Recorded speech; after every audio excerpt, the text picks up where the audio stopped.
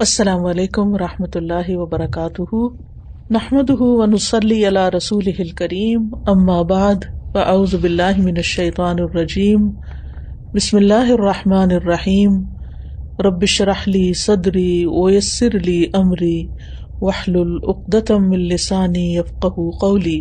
الحمدللہ کہ آج آپ سب کے ساتھ ملاقات کا موقع مل رہا ہے۔ اللہ سبحانہ تعالیٰ اپنی خاطر اس ملاقات کا ہمیں اجر عطا فرمائے اور قیامت کے دن ہمیں اپنے عرش کے سائے تلے جگہ نصیب فرمائے۔ میں حضرت سعد بن ابی وقاص کے بارے میں پڑھ رہی تھی کہ جب حضرت عثمان کی شہادت ہو گئی اور لوگ خلافت کے مسئلے میں اختلاف کر رہے تھے تو وہ اللہ کے بندے دور مدینہ سے باہر اپنے کھیتوں میں چلے گئے اور وہاں پر جا کر انہوں نے اپنے فارم کو اور اپنی بکریوں اور اپنی زمین کو دیکھنا شروع کر دیا، اپنے اونٹوں کی دیکھ بھال کر رہے تھے۔ تو اتنے میں ان کے بیٹے عمر بن سعد ان کے پاس آئے۔ آپ کو معلوم ہی ہے کہ حضرت سعد بن ابی وقاص جو ہے وہ عشرہ مبشرہ میں سے ہیں اور ان 6 لوگوں میں سے ہیں جن سے نبی صلی اللہ علیہ وسلم بہت راضی تھے۔ تو بہرحال ان کے بیٹے ان کے پاس آئے عمر۔ جب سعد رضی اللہ عنہ نے انہیں دیکھا تو کہا کہ اعوذ باللہ من شر ھذا الراکب، میں اس سوار کے شر سے اللہ کی پناہ چاہتا ہوں۔ حالانکہ وہ ان کا اپنا بیٹا تھا، لیکن یہ ہے کہ ہر انسان کے اندر خیر بھی ہوتی ہے اور شر بھی ہوتا ہے۔ تو جب ہمارے پاس کوئی خبر لے کر آئے یا کوئی اچانک آ جائے تو انسان کے دل میں ایک وہم سا اٹھتا ہے، ایک خوف سا آتا ہے۔ تو آپ دیکھیں صحابہ کا طریقہ کہ اس وقت کس طرح اللہ سبحانہ تعالیٰ کی پناہ میں اپنے آپ کو دیتے ہیں۔ تو وہ آئے اور تھوڑے سے ناراضگی میں اپنے والد سے بات کرنے لگے، کہنے لگے کہ آپ اپنے اونٹوں اور بکریوں کے پاس رہائش پذیر ہو گئے ہیں اور لوگوں کو چھوڑ دیا ہے کہ وہ سلطنت کے بارے میں باہم لڑ رہے ہیں۔ مراد یہ تھی کہ وہاں لوگ اپنے اپنے حصے لے رہے ہیں تو آپ یہاں کیوں بیٹھے ہیں، آپ بھی وہاں چلیں اور آپ بھی کوئی نہ کوئی حصہ لیں، یعنی کوئی نہ کوئی منصب قبول کریں۔ تو سعد رضی اللہ عنہ نے اپنے بیٹے کے سینے پہ ضرب لگائی، ہاتھ مارا اور کہا چپ رہو، میں نے رسول اللہ صلی اللہ علیہ وسلم کو فرماتے ہوئے سنا ہے ان اللہ یحب العبد التقی الغنی الخفی، اور ایک روایت میں خا کی بجائے ہا کے ساتھ حفی آتا ہے کہ اللہ اپنے اس بندے سے محبت رکھتا ہے جو متقی ہو، غنی ہو اور گمنام ہو، خفی ہو، چھپا ہوا ہو۔ صحابہ کی زندگی میں سب سے بڑی جو تمنا تھی اور خواہش تھی وہ یہ کہ کس طرح اللہ سبحانہ تعالیٰ کی محبت حاصل کریں، اور جس بندے کو اللہ سبحانہ تعالیٰ کی محبت حاصل ہو جائے تو اس کی خوش قسمتی کا کیا ٹھکانا۔ کسی بھی مومن کے دل کی سب سے بڑی طلب، تڑپ اور تمنا یہی ہو سکتی ہے کہ وہ اپنے رب کی نظروں میں محبوب ہو جائے، اپنے رب کا پیارا ہو جائے۔ ہم تو مرنے والے کو اللہ کا پیارا کہتے ہیں، اللہ کو پیارا ہو گیا، لیکن یہ کہ ہمیں اپنی زندگی میں اللہ کا پیارا بننا ہے اور اس کے پیارا بننے کی کوشش کرنی چاہیے۔ اللہ سبحانہ وتعالیٰ محبت کرتے ہیں، لوگوں سے بھی محبت کرتے ہیں، کچھ جگہوں سے بھی محبت کرتے ہیں، کچھ اوقات سے بھی محبت کرتے ہیں۔ تو جو شخص اللہ کی محبت کا خواہش مند ہوتا ہے وہ پھر ان جگہوں سے محبت کرتا ہے جن جگہوں سے اللہ محبت کرتا ہے، اور اللہ سبحانہ تعالیٰ کے نزدیک سب سے محبوب جگہ اللہ کا گھر، مسجد ہے اور بیت اللہ ہے۔ تو ہم سب کو بھی ان جگہوں سے محبت ہونی چاہیے جن جگہوں سے اللہ تعالیٰ محبت کرتا ہے، ان اوقات سے محبت ہونی چاہیے جن اوقات سے اللہ تعالیٰ محبت کرتا ہے۔ جیسے سب سے محبوب نماز وہ ہے جو اول وقت میں ادا کی جائے، تو یہ جو وقت اس میں آتا ہے یہ اللہ تعالیٰ کو پیارا ہے کہ جس میں وہ نماز ادا کی جاتی ہے۔ تو ہمیں بھی اول وقت میں نماز ادا کرنے کی محبت ہونی چاہیے، اس کی فکر ہونی چاہیے۔ اسی طرح اللہ سبحانہ تعالیٰ بندوں سے محبت کرتا ہے، ان اللہ یحب المتقین یحب المحسنین، اور اسی طرح اس حدیث کے مطابق اللہ سبحانہ تعالیٰ اس بندے سے محبت رکھتا ہے جو متقی ہو، جس کے اندر تقویٰ ہو، جو اللہ سبحانہ تعالیٰ سے ڈر کے زندگی بسر کرے، اللہ کی اطاعت میں زندگی بسر کرے، اس کے دل میں اللہ تعالیٰ کی محبت ہو، وہ ہر وہ کام کرے جو اللہ تعالیٰ کو پسند ہے اور ان چیزوں کو چھوڑ دے جو اللہ تعالیٰ کو پسند نہیں، تو تبھی اللہ کی محبت حاصل ہو سکتی ہے۔ اسی طرح اللہ تعالیٰ اس سے محبت کرتا ہے جو غنی ہو۔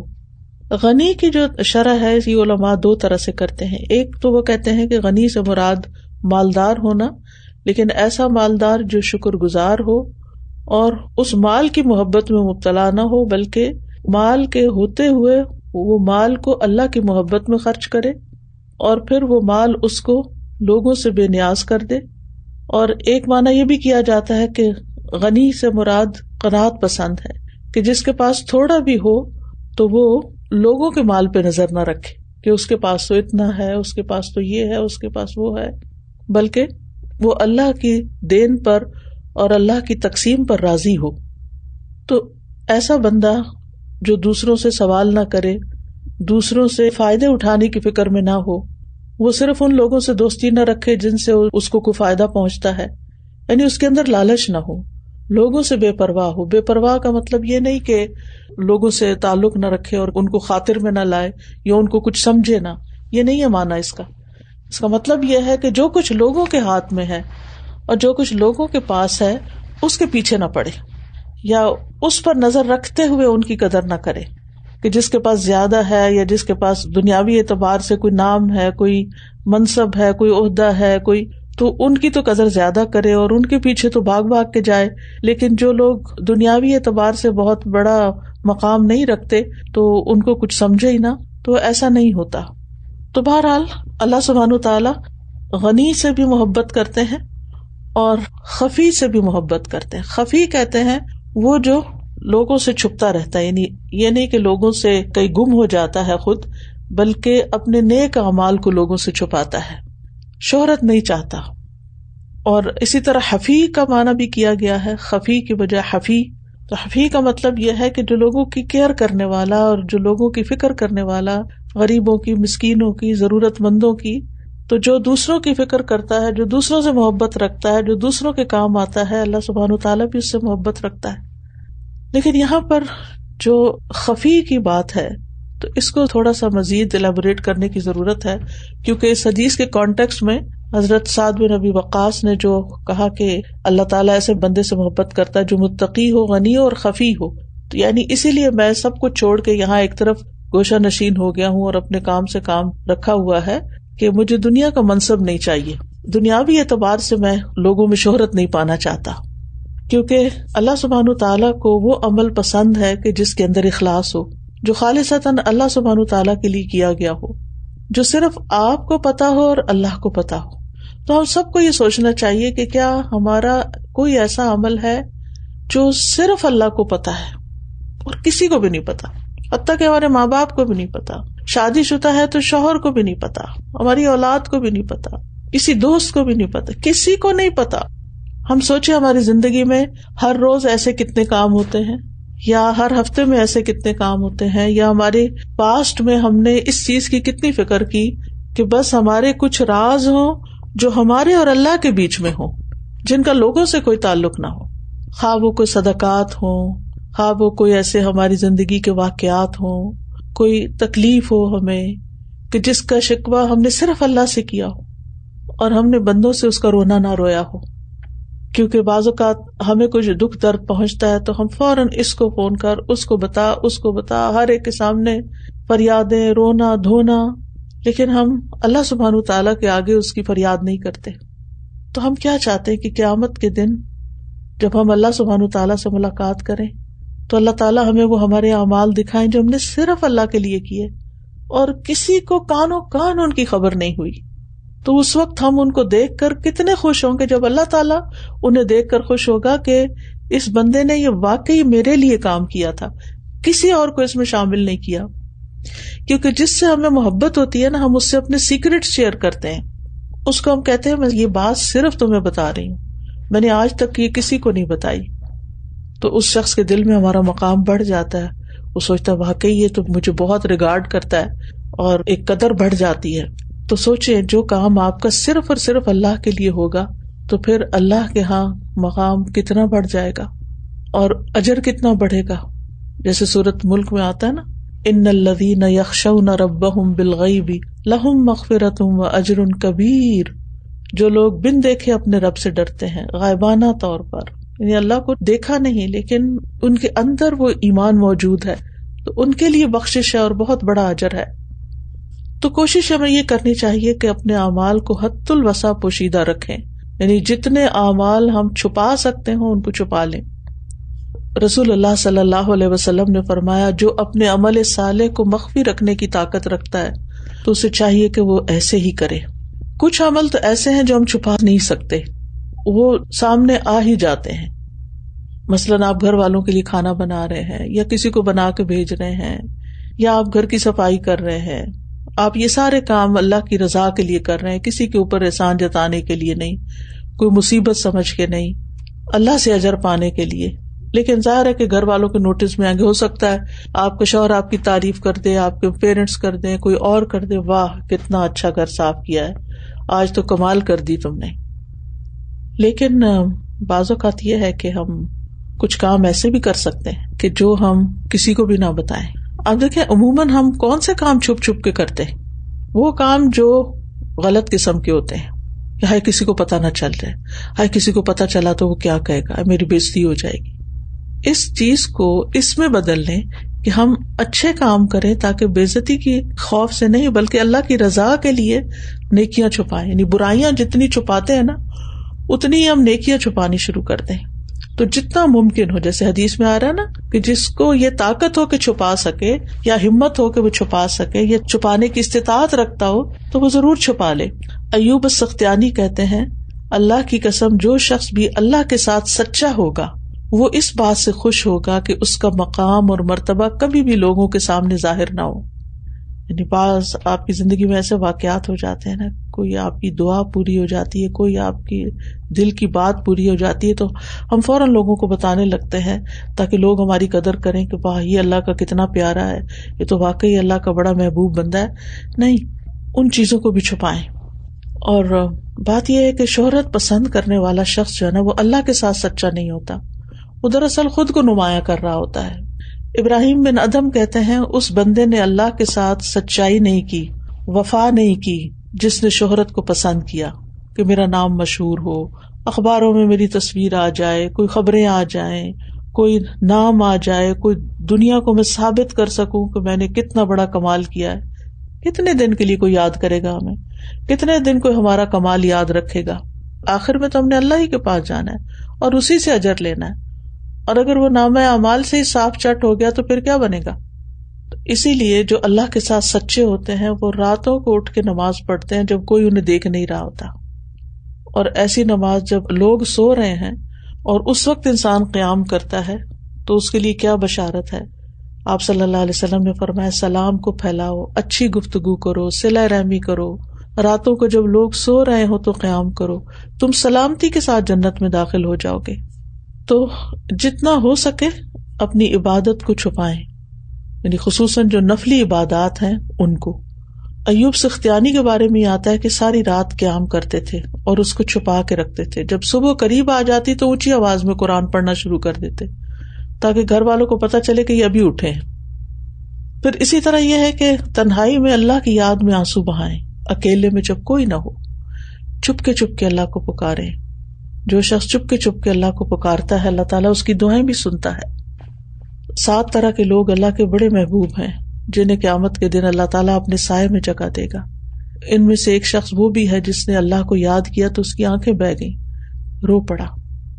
محمد بن واسع کہتے ہیں میں نے ایسے لوگ دیکھے ہیں کہ ان میں سے ایک تکیے پر اپنی بیوی کے سر کے ساتھ سر رکھا ہوتا تھا, اس کی داڑھی آنسوؤں سے بھری ہوئی ہوتی تھی لیکن بیوی تک کو نہیں پتا چلتا تھا. وہ کہتے ہیں ایسے لوگ بھی میں نے دیکھے کہ جو صف میں کھڑے ہو کر اتنا روتے ہیں کہ ان کے آنسو جو ہیں وہ رخسار پہ بہتے بہتے نیچے گر جاتے ہیں لیکن پاس کھڑے ہونے والے کو پتہ نہیں چلتا.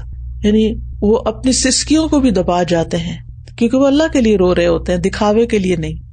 جس شخص کو لوگوں کے سامنے تو رونا آئے اور تنہائی میں نہ آئے, نماز میں رونا نہ آئے, پھر اس کا اللہ کے ساتھ کیا تعلق ہے؟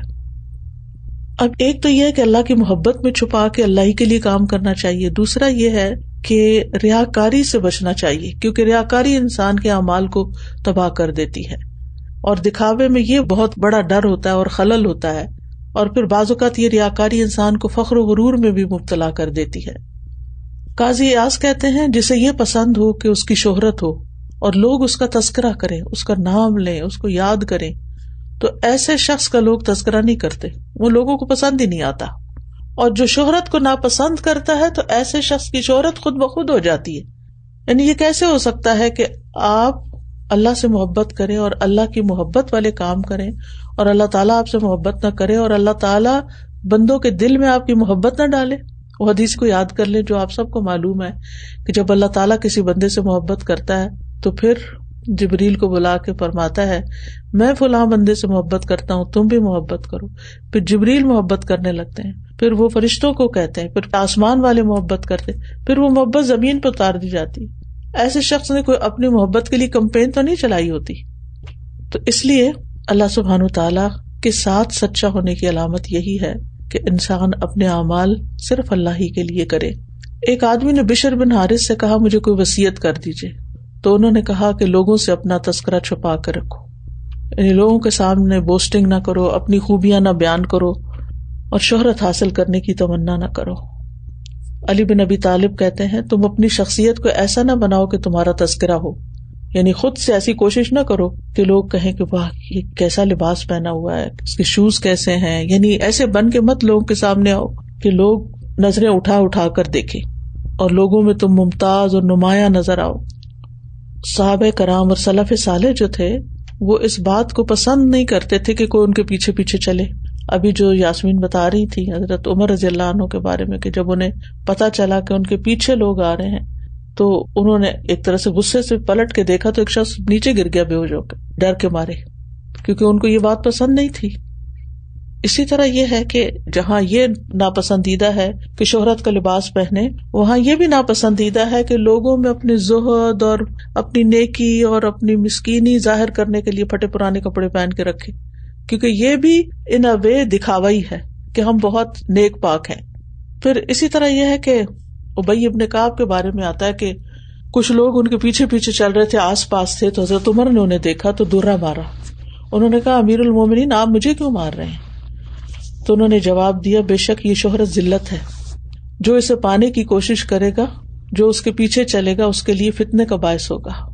یعنی ایسی چیزیں انسان کو خوش فہمی میں مبتلا کر دیتی ہیں کہ میں لوگوں کے بیچ میں کتنا پاپولر ہوں اور میری کتنی عزت ہے، اور وہ بھول جاتا ہے کہ اللہ کیا میرا کیا مقام ہے، اور اس کی فکر کرنے کی بجائے پھر وہ ہر وقت صرف لوگوں کے بیچ میں ہی اپنا امیج بنانے کی فکر کرتا رہتا ہے.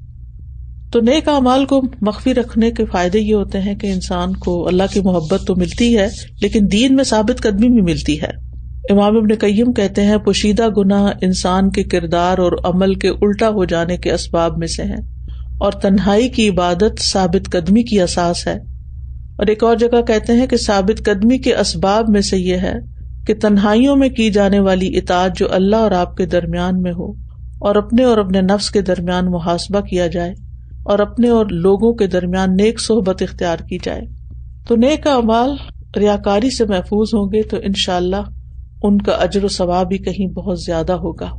اسی طرح خفیہ اعمال دل کی اصلاح اور اس کی طہارت کا باعث بھی ہوتے ہیں، دل کے اطمینان کا باعث بنتے ہیں. بعض صالحین کہتے ہیں جو اکثر تنہائی میں عبادت کرتا ہے اللہ اس کے دل کی اصلاح کر دیتا ہے، چاہے بندہ چاہے یا نہ چاہے. اسی طرح کسی اور کا کہنا ہے کہ جو اپنے ایمان کی کمزوری کی شکایت کرتا ہے کہ میرا ایمان بڑا ویک ہے، تو دراصل اس کا اپنے رب کے ساتھ تنہائی میں سرگوشی کا عمل قلیل ہوتا ہے. یعنی ایمان کی کمزوری کا سبب یا وجہ کیا ہے کہ تنہائی کا عمل کم ہے، یعنی نیک عمل، یا اللہ کے ساتھ سرگوشیاں کم ہیں. اسی طرح محمد بن واسع کہتے ہیں کہ جو اپنے باطن کی اصلاح کر لیتا ہے اللہ اس کے ظاہر کی اصلاح بھی کر دیتا ہے، اور جو اپنی آخرت کی اصلاح کر لیتا ہے اللہ تعالیٰ اس کی دنیا کی اصلاح کر دیتا ہے. اور جو اپنے اور اللہ کے درمیان کی اصلاح کر لیتا ہے، یعنی تعلق ٹھیک کر لیتا ہے، اللہ اس کے اور لوگوں کے درمیان اصلاح کر دیتا ہے. یعنی اس کے اپنے گھر والوں کے ساتھ، اپنے رشتہ داروں کے ساتھ، اپنے دوستوں کے ساتھ تعلقات اچھے ہو جاتے ہیں. لیکن اگر اللہ کے ساتھ تعلق درست نہ ہو تو لوگوں کے ساتھ تعلق بھی درست نہیں ہوتا، لڑائی جھگڑے فساد ہی رہتے ہیں. بعض لوگ کہتے ہیں کہ مومن کی اس سے زیادہ سخت آزمائش نہیں کی گئی جتنا کہ وہ پوشیدہ نافرمانیوں سے آزمایا گیا، یعنی چھپ کے گناہ کرنے سے، اور اس کا کوئی ایسا علاج نہیں جو پوشیدہ عبادت سے بہتر ہو. یعنی اگر آپ کو کسی بھی قسم کے چھپ کے گناہ کرنے کی عادت ہے، کوئی بھی ہے، تو اس کے لیے علاج کیا ہے کہ انسان پوشیدہ عبادت کرے، خفیہ طور پر اللہ تعالیٰ کو پکارے، جیسے زکریا علیہ السلام نے پکارا تھا، اذ نادى ربہ نداء خفیہ، چھپ کے پکارا اپنے رب کو. تو کیا ہوا؟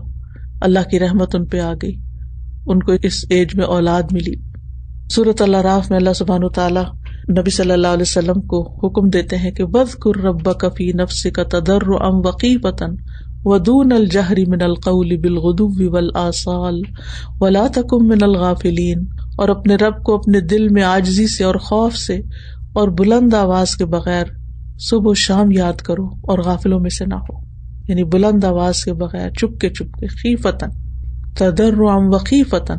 ہم کہتے ہیں نا ہماری دعائیں قبول نہیں ہوتی، غفلت کے ساتھ ہم دعائیں کر رہے ہوتے ہیں، لیکن جب ہم چپ کے اور واقعی اللہ کے سامنے خالصتاً صرف تنہائی میں اس سے باتیں کرتے ہیں تو انشاءاللہ دعائیں بھی قبول ہوں گی. اور پھر یہ کہ خفیہ نیک اعمال کی وجہ سے مصیبتوں سے بھی نجات ملتی ہے. پوشیدہ صدقہ جو ہے خوف اور غم سے نجات کا باعث ہے. الذین ينفقون اموالهم باللیل والنہار سرا وعلانیۃ فلہم اجرہم عند ربہم ولا خوف علیہم ولا ہم یحزنون. جو لوگ دن رات کھلے اور چھپے اپنے مال خرچ کرتے ہیں انہیں اپنے رب سے اس کا اجر ضرور مل جائے گا. ایسے لوگوں کو نہ کچھ خوف ہوگا نہ وہ غمگین ہوں گے. انس بن مالک کہتے ہیں نبی صلی اللہ علیہ وسلم نے فرمایا مخفی صدقہ رب کے غضب کو بجھاتا ہے، اللہ تعالیٰ کا غصہ ٹھیک کرتا ہے. اور آپ کو یاد ہوگا وہ واقعہ جو صحیح مسلم میں آتا ہے کہ ایک آدمی جنگل میں چلا جا رہا تھا تو اس کے کانوں میں ایک آواز پڑی جو بادل سے آ رہی تھی. وہ آواز کیا تھی کہ فلاں شخص کے باغ کو سیراب کرو. تو اس آواز پہ وہ بادل ایک طرف چلا گیا، یعنی جب بادل کو دیکھا آواز آئی اور بادل ایک طرف جانے لگا اور اس کا پانی ایک پتھریلی جگہ پہ جا کے برس گیا. تو وہ آدمی اس کے پیچھے گیا کہ کہاں یہ برسا ہے. تو اس نے دیکھا کہ وہاں کی نالیوں میں سے ایک نالی ایسی تھی جس میں سارا پانی جمع ہو گیا. تو وہ آدمی اس کے پیچھے چلتا گیا. چلتے چلتے وہ پانی اس نالی سے اس آدمی کے پاس پہنچا جو اپنے باغ میں کھڑا پانی آگے پیچھے لگا رہا تھا. تو اس نے کہا اللہ کے بندے تمہارا کیا نام ہے؟ تو اس نے اپنا وہی نام بتایا جو اس نے بادل میں سنا تھا. تو آدمی کہنے لگا اللہ کے بندے تم میرا نام کیوں پوچھ رہے ہو؟ اس نے کہا میں نے بادل میں ایک آواز سنی تھی جس کا یہ پانی ہے اور اس میں تمہارا نام لے کر کہا گیا تھا کہ فلاں آدمی کے باغ کو سیراب کرو. اب تم بتاؤ کہ تم کون سا ایسا عمل کرتے ہو یعنی جس کی یہ برکت ہے. تو اس نے کہا اگر آپ اصرار کرتے ہیں تو بات یہ ہے کہ میں اس باغ کی پیداوار پہ غور کرتا ہوں، پھر 1/3 صدقہ کر دیتا ہوں، 1/3 خود رکھتا ہوں اور اپنے گھر والوں کو کھلاتا ہوں اور 1/3 واپس اسی باغ میں لگا دیتا ہوں. تو یہ بنیادی طور پر کیا تھا؟ دراصل اس کا خاموش خفیہ عمل تھا جس کی وجہ سے خاص طریقے سے اس کی مدد کی جا رہی تھی. تو جب بندہ اللہ کے لیے خالص ہوتا ہے تو اللہ تعالیٰ ایسے ایسے طریقوں سے بندے کی مدد کر دیتا ہے کہ انسان حیران ہو جاتا ہے، ہمیں پتہ بھی نہیں ہوتا. وَرَزَقَهُ مِنْ حَيْثُ لَا يَحْتَسِبُ، اس کو وہاں سے رزق دیتا ہے جہاں سے وہ سوچ بھی نہیں سکتا، گمان بھی نہیں کر سکتا. حدیث میں آتا ہے افضل صدقۃ ہی التی تصدق بصدقۃ یمینہ ویخفیہا شمالہ. سب سے افضل صدقہ وہ ہے جو کوئی اپنے دائیں ہاتھ سے صدقہ کرتا ہے اور اپنے بائیں ہاتھ سے اسے چھپاتا ہے، یعنی دائیں سے دے کے بائیں کو بھی نہیں پتہ چلنے دیتا. اللہ نے پیدا کیا زمین کو، پہاڑ کو، لوہے کو، پانی کو، ہوا کو، سب کے سب بہت مضبوط ہیں، لیکن آدم کا بیٹا ان سب سے زیادہ مضبوط ہے. یعنی انسان کو ان سب چیزوں پر قوت دی گئی ہے، یہ سب چیزیں انسان کے لیے مسخر کی گئی ہیں، مگر جس نے اپنے ہاتھ سے صدقہ کیا اور اس کو اپنے بائیں ہاتھ سے چھپا لیا وہ اس سے بھی زیادہ مضبوط ہے. 7 آدمی ایسے ہیں جنہیں قیامت کے دن اللہ اپنے عرش کے سائے میں جگہ دے گا جس دن اس کے سائے کے سوا کوئی سایہ نہ ہوگا. تو ان میں سے وہ شخص ہے جس نے اتنا پوشیدہ صدقہ کیا کہ اس کے بائیں ہاتھ کو بھی پتہ نہ چل سکا کہ اس کے دائیں ہاتھ نے کتنا کیا اور کیا کیا. اور آخرت میں تو بہت ہی بڑا اجر ہے. وَلِمَنْ خَافَ مَقَامَ رَبِّهِ جَنَّتَانِ، جو اپنے رب کے سامنے کھڑا ہونے سے ڈر گیا اس کے لیے 2 باغ ہیں. اور ویسے بھی میں نے پچھلے دنوں ایک پوسٹ ڈالی تھی الخوافی للخوافی کہ پوشیدہ آزمائشوں کے لیے پوشیدہ نیک اعمال فائدہ دیتے ہیں. ہر انسان کے کچھ ایسے دکھ ہوتے ہیں، تکلیفیں ہوتی ہیں جن کو اللہ کے سوا کوئی نہیں جانتا. اس کے اندر دل میں کتنے غم ہیں، کسی کو آپ جتنا بھی بتائیں اس کو وہ محسوس نہیں ہو سکتے، وہ جان نہیں سکتا، وہ اس کے لیے کچھ کر بھی نہیں سکتا. ان کا علاج اور حل اللہ ہی کے پاس ہے. اور حل کیا بتایا گیا کہ پوشیدہ نیک اعمال کریں جن کو اللہ کے سوا کوئی نہ جانتا ہو. اور مخفی مرض کے لیے مخفی صدقہ، کچھ بیماریاں ایسی ہیں جن کا ہمیں خود بھی نہیں پتا، تو چھپے ہوئے صدقے ہم دیتے رہتے ہیں نا تو بیماریاں اندر سے خود ہی نکلتی رہتی ہیں. پوشیدہ غموں کے لیے پوشیدہ استغفار. کچھ غم ہوتے ہیں جو دل کو چھوڑتے ہی نہیں، کسی کو اولاد کا غم ہے، کسی کو مال کی طرف سے پریشانی ہے، کسی کو کسی اور طرف سے، تو دل ہی دل میں رب سے استغفار کریں جس کو اللہ کے سوا کوئی نہ سنتا ہو. اسی طرح انگزائٹی، تو اس کے لیے رات کو اٹھ کے نفل پڑھیں، وہ عبادت جس کو اللہ کے سوا کوئی نہ دیکھے. تو ہر پوشیدہ تکلیف، ہر غم، ہر بیماری جو انسان کے اوپر حاوی ہو جائے، جس کو اللہ کے سوا کوئی نہ جانتا ہو، کوئی محسوس بھی نہ کر سکتا ہو، آپ کسی انسان کے سامنے اپنا شکوہ کرتے بھی نہ ہو، تو بس پوشیدہ نیک اعمال شروع کر دیں، اللہ سبحانہ وتعالیٰ آپ کو اس سے چھٹکارا عطا کر دے. اسی طرح اپنی کچھ بری عادتیں کہ جن سے انسان تنگ ہوتا ہے لیکن اس کو سمجھ ہی نہیں آتی اور وہ کسی اور کو بتا بھی نہیں سکتا. کچھ ایسی چیزیں ہوتی ہیں جو کسی کو نہیں بتا سکتا. کبھی بعض اوقات دو لوگوں کے بیچ میں معاملہ ایسا ہوتا ہے وہ کسی سے ذکر نہیں کر سکتا. تو یہ پوشیدہ عبادتیں جو ہیں وہ ان اعمال اور مصیبتوں کا علاج ہیں. بس یہاں پر ایک بات آخر میں واضح کرتی چلوں کہ کچھ نیک اعمال ایسے ہیں کہ جن کو انسان چھپانا بھی چاہے تو چھپ نہیں سکتا، تو ان کے لیے پھر ایکسٹرا کیئرفل ہو جائے کہ اس میں ریاکاری نہ ہو. اور دوسرا یہ ہے کہ صرف اس صورت میں انسان کسی کام کو ظاہر کر سکتا ہے کہ جب انسان کو یہ خیال ہو کہ کسی اور کو بھی دیکھ کے شوق آ جائے گا، لیکن یہ کبھی کبھار ہونا چاہیے، روز کا یہ شغل نہیں ہونا چاہیے. اپنے نفس کو کنٹرول کرنے کے لیے، اپنے نفس پہ قابو پانے کے لیے خفیہ نیک اعمال کرتے رہیں، اور جہاں پر لوگوں کو موٹیویٹ کرنے کی ضرورت ہے یا ان کو بھی نیک کام میں شریک کرنے کی ضرورت ہے تو وہاں ایگزیجریشن کے بغیر، مبالغہ آرائی کے بغیر، بس صرف جتنی چیز ہو اتنی کا ذکر کریں. چھوٹی چیز میں بھی اللہ تعالیٰ بہت بڑی برکت ڈال دے گا اور بہت بڑی خیر اس سے پھیلے گی. تو اللہ سبحانہ تعالیٰ سے دعا ہے کہ اللہ تعالیٰ ہمیں عمل کی توفیق عطا فرمائے اور ہمیں واقعی اپنے ساتھ مخلص اور سچا کر لے اور ہم سے راضی ہو جائے، اور ہمیں ایسے کاموں کی توفیق دے، یعنی اعمال کی توفیق دے کہ جو ہمارے اعمال نامے میں اس طرح ہوں کہ بس اللہ ہی کو پتا ہو، کسی اور کو خبر نہ ہو. اور وہ ذرہ بھی جو ہوتا ہے نا نیکی کا، اللہ تعالیٰ یؤتی من لدنہ اجرا عظیما، اللہ تعالیٰ ہم سے قبول کرے اور ہم سے راضی ہو جائے. السلام علیکم ورحمۃ اللہ. وعلیکم السلام. استاذہ جی میں یہ سوچ رہی تھی کہ جب ہم دین کا کام کرتے ہیں اور لوگوں تک قرآن و حدیث بھی پہنچاتے ہیں تو اس کے پیچھے بھی جہاں یہ خواہش ہوتی ہے کہ اچھی طرح ہم بیان کریں، لیکن اس میں پھر نیت یہیں پر ہو کہ لوگوں کو اچھے سے بات سمجھ میں آئے، لوگ اچھی سے اس کو قبول کریں، اس پہ عمل کریں، لیکن الہی صرف اس لیے کہ تو راضی ہو جا، کہ تو خوش ہو جا.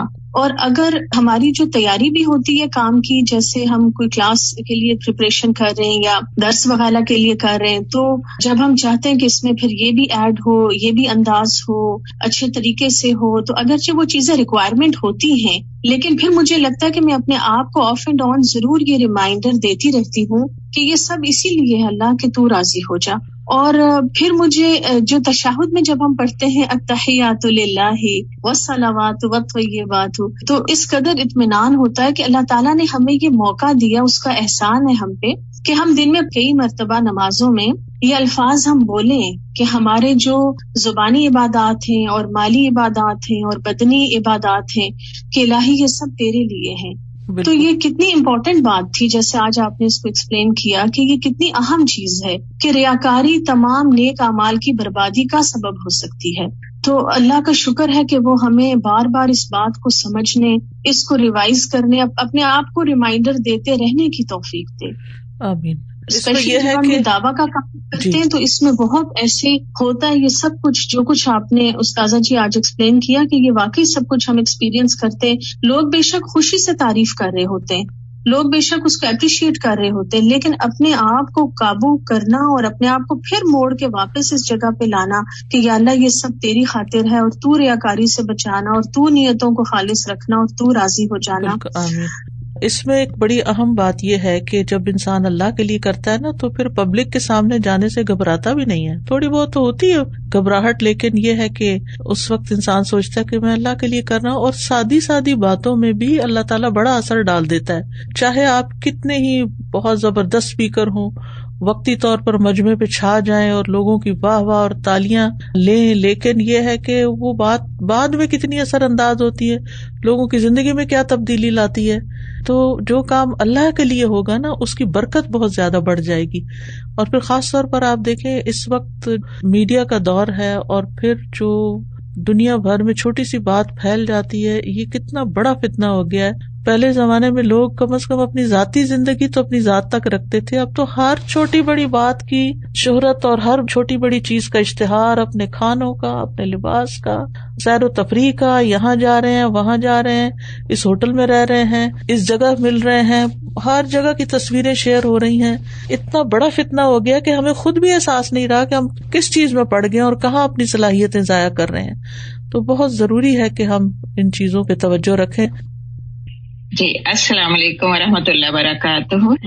استاذہ جی میں نے آپ سے یہ پوچھنا تھا کہ بعض اوقات ہم اپنے بچوں سے یہ کہتے ہیں، بتاتے ہیں اپنے کوئی تجربہ یا کوئی صدقات کرے یا کوئی اچھی باتیں، تو کیا وہ ریاکاری پہ تو نہیں آ جائے؟ نہیں، وہ ریاکاری میں نہیں آتی. وہ تو ظاہر دین کی تعلیم دینے میں اب دل میں تو نہیں دی جا سکتی نا. دین کی تعلیم تو بول کے ہی دینی ہوتی ہے، چاہے کلاس میں پڑھاتے ہیں یا وقتی طور پہ کسی سے 1-on-1 بیس پہ بات کرتے ہیں. تو وہ ریاکاری نہیں. اس وقت اپنے اوپر چیک رکھنے کی ضرورت ہے کہ میں کس نیت سے یہ بات کر رہی ہوں، اپنا علم جاننے کے لیے یا یہ بچوں پہ روب ڈالنے کے لیے کہ مجھے بہت کچھ پتا ہے، یا پھر یہ کہ میں اللہ کی طرف تربیت کی وجہ کے لیے جو اللہ نے میرے پہ ذمہ داری ڈالی ہے. جزاکم اللہ خیرن. السلام علیکم استاذہ، میں یہ چیز شیئر کرنا چاہ رہی تھی کہ جو آپ نے کہا نا کہ اللہ تعالیٰ سے باتیں کرنا، تو مجھے اس طرح سے لگتا ہے کہ جب ہم لوگوں سے بہت زیادہ باتیں کرتے ہیں نا تو پھر ہم اللہ سے باتیں کرنے کے قابل نہیں رہتے. ہر چیز جب ہم لوگوں کو بتانا شروع کرتے ہیں تو پھر ہمارے پاس کچھ رہتا ہی کرنے کے لیے کوئی بات ہی نہیں رہتی. بالکل صحیح کہا آپ نے، بہت اچھی. اور مجھے جو ہے نا دعائے شافی میں آپ نے بہت اچھی ٹپ دی کہ جب آپ کا دل کرے کسی کو کال کر کے اپنا دل ہلکا کرنے کو تو فوراً دعا پڑھیں، یا حیو یا قیوم برحمتک استغیث. اور استاذہ میں نے اسے کیا اور یقین کریں بہت افاقہ ہوا. السلام علیکم. وعلیکم السلام. استاذہ بہت ہی اہم ٹاپک، بہت لرننگ ہوئی آج. اور ابھی پچھلے دنوں ایک میرے ساتھ ہوئی بات کہ مختلف کلاسز میں نے یہ بات کی کہ آپ یہ الہدا انٹرنیشنل کو جوائن کریں اور وہاں سے جو حدیث استاذہ شیئر کرتی ہیں اس کو شیئر کریں. پھر میں نے یہ کہا کہ اچھا آپ دیکھیں میں یہ کرتی ہوں کہ استاذہ کی فیس بک سے ایک لرن قرآن کی ایک آیت شیئر کرتی ہوں، انگلش کی، اردو کی، مختلف گروپس میں. تو میں سوچنے لگی کہ یہ میں نے کچھ زیادہ میں کا استعمال تو نہیں کر لیا. پھر میں نے نیت کو چیک کیا کہ یا اللہ کہیں میں تو نہیں کر لی بہت اپنی پروموشن. اور سازا وہ جو ابھی سسٹرز نے بات کی نا کہ بعض اوقات اجتماعی معاملات میں آپ کو ایک بڑی فائن سی لائن ہوتی ہے جس کو چیک رکھنا ہوتا ہے. تو اس کے بعد یہ ہوا کہ الحمدللہ اس کے بعد مجھے کئی گروپس کی طرف سے آیا کہ تو یہ تو بہت اچھا تھا، ہمیں تو پتہ ہی نہیں تھا کہ استاذہ کی فیس بک پہ صرف ایک آیت شیئر ہوتی ہے اور اتنے اچھے ٹاپک کے ساتھ. تو وہ ہم نے اس لیے کر لیا کہ ہمیں یہ ہوا کہ آپ ٹیچر ہیں، آپ کرتی ہوں گی تو ضرور فائدے والی چیز ہوگی.